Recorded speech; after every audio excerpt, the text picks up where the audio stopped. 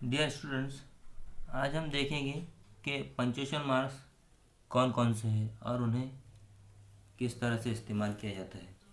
जब भी आपको कुछ बात कहनी होती है तो आपके बात करने के तरीके से पता चल जाता है कि आपका मकसद क्या है। मगर जब आप कुछ लिख रहे हैं तो इसमें ऐसे सिंबल्स का इस्तेमाल करना होता है जिससे कि लिखने का असल मकसद समझा जा सके। इन तमाम सिंबल्स को पंक्चुएशन मार्क्स कहते हैं। इसमें सबसे पहला है फुल स्टॉप, जो कि आपको उसका साइन सामने नज़र आ रहा है। It shows that the statement is complete. जब भी फुल स्टॉप किसी भी स्टेटमेंट के आखिर में लगा होगा तो आप आसानी से समझ जाएंगे कि यहाँ पर बात मुकम्मल हुई है। For example, my name is Anas Khan,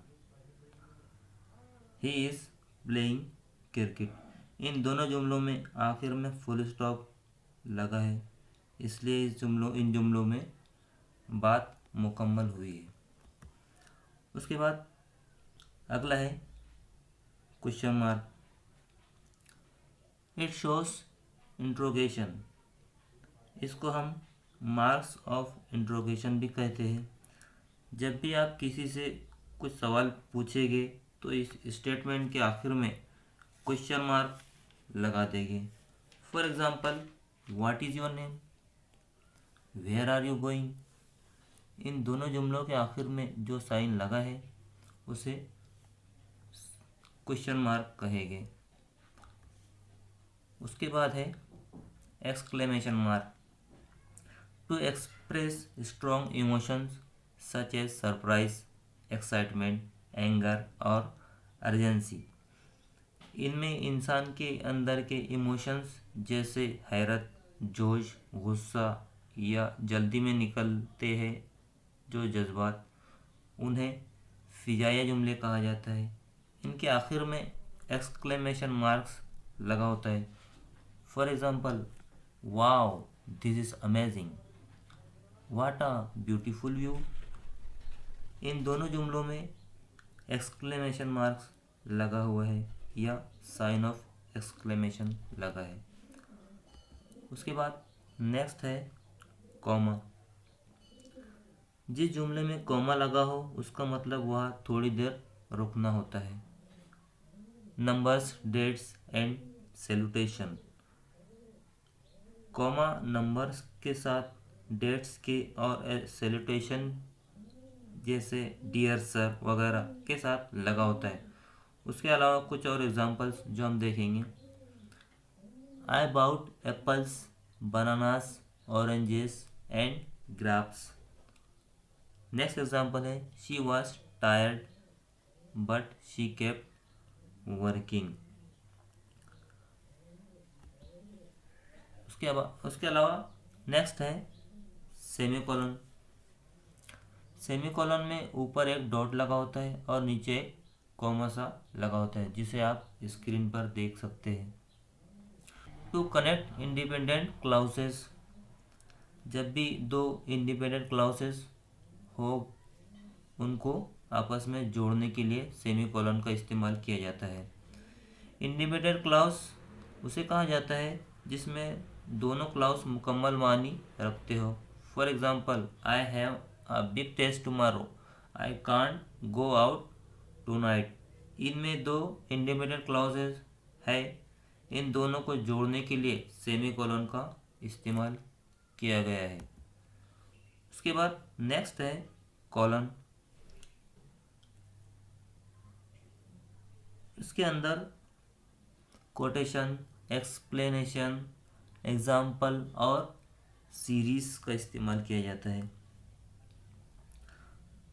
for example, I am planning to study 4 subject.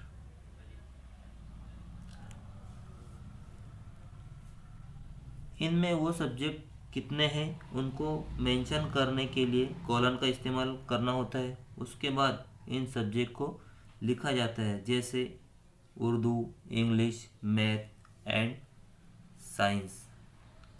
उसके बाद हम देखेंगे डैश का इस्तेमाल। Separate words into statement. Dash का इस्तेमाल अक्सर इनफॉर्मल मैनर में होता है। फॉर एग्जांपल 2022 से 2023 या 400 से 500, इस तरह नंबर्स में डैश का इस्तेमाल किया जाता है, जो आप स्क्रीन पर देख सकते हैं। उसके बाद नेक्स्ट है हाइफन। हाइफन डैश से साइज में छोटा होता है। ज्वाइन टू और more words into a compound terms. उसका इस्तेमाल कोई भी दो अल्फाज को मिलाने के लिए किया जाता है।